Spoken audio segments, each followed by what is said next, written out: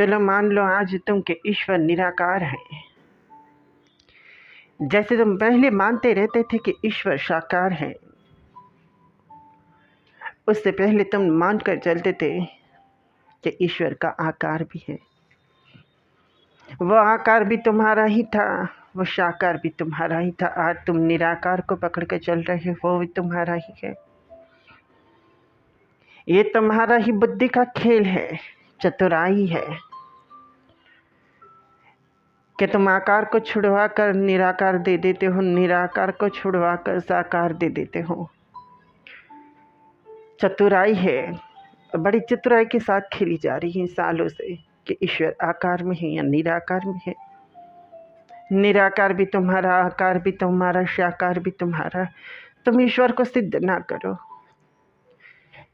ये तुम्हारी चतुराई होती है कि तुम ईश्वर को सिद्ध करके स्वयं को ज्ञानी बतलाने की कोशिश में ही रहते हो। तुम सालों से यही काम करते रहते हो कि तुम ईश्वर को बतलाते हो। प्रेम भाव से भज दे प्रभु मूरत वही। जहाँ तुम्हें प्रेम नजर आ जाए, तुम्हारा भीतर से भाव प्रकट हो जाए, वही प्रभु मूरत। चाहे नदी हो, मूरत हो, जंगल हो, पेड़ पहाड़, व्यक्ति, प्रेम भाव से भज दो वही प्रभु मूरत। ना आकार की बकबक, ना साकार की, ना किसी भी प्रकार की कोई बकबक तुम सुनो। ईश्वर कोई वस्तु नहीं है जिसकी तुम डिस्कवरी करवाते रहते हो, खोज करवाते रहते हो। ये तो सोची समझी साजिश होती है, तुम साजिश का ही शिकार बनते रहते हो। हर कोई व्यक्ति जो सिद्ध करता है कि ईश्वर निराकार ही है, यही तो खेल खेल रहे हो तुम स्वयं के साथ खेल रहे हो, स्वयं को बुद्धू बनाने की कोशिश पे रहते हो। और बुद्धू भी कैसे बनाते हो कि तुम निराकार की बातें भी इस तरह से चतुराई से करते हो। ना आकार में है, ना रूप में, ना रंग में, ना इसमें ना उसमें, फिर भी कहते हो यही ईश्वर है। सिद्ध कैसे किया है? जहाँ कुछ नहीं है, कुछ ना होना ही ईश्वर। ईश्वर को तुमने ऐसे सिद्ध कर दिया, ना वहाँ पर प्रेम रहने दिया, ना कोई भाव। जो तुमने बुद्धि से सिद्ध किया है वह तो तुम्हारी बुद्धि का खेल है।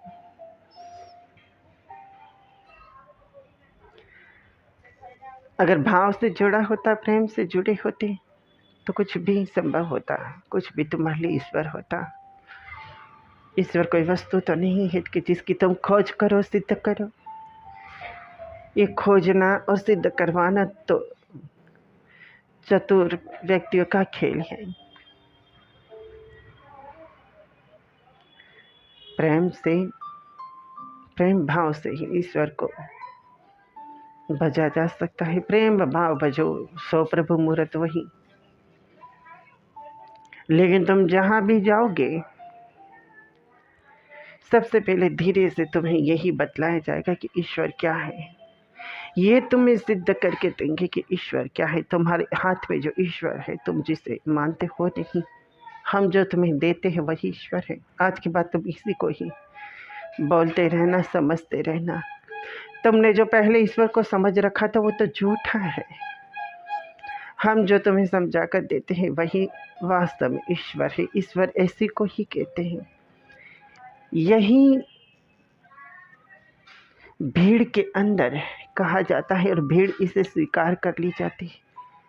कहीं चले जाओ तुम किसी भी पंथ में,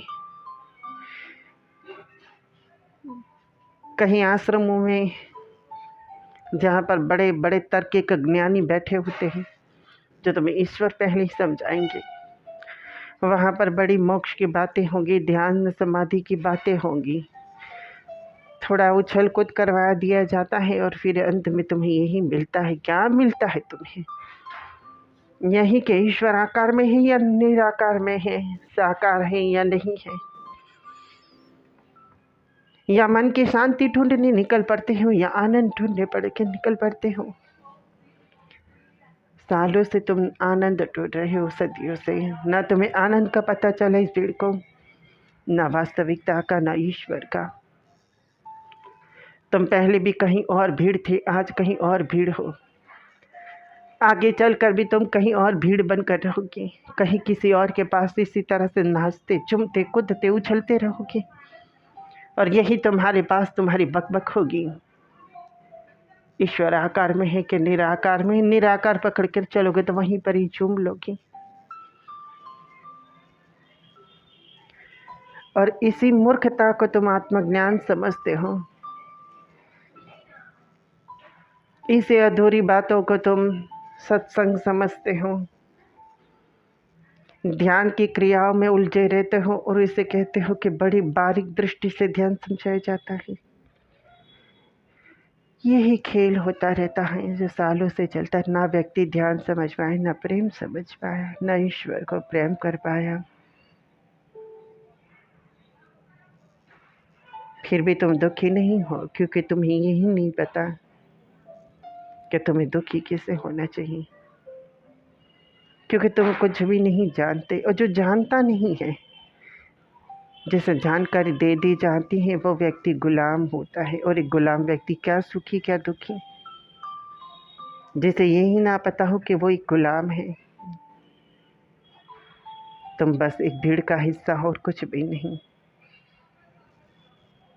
झूठी है तुम्हारी सारी बातें, झूठा तुम्हारा ज्ञान। तुम बस एक भीड़ हो और कुछ भी नहीं। स्वयं को ना जगाओगे, चक्रों में ना पड़ोगे, तब तक कुछ संभव ही नहीं।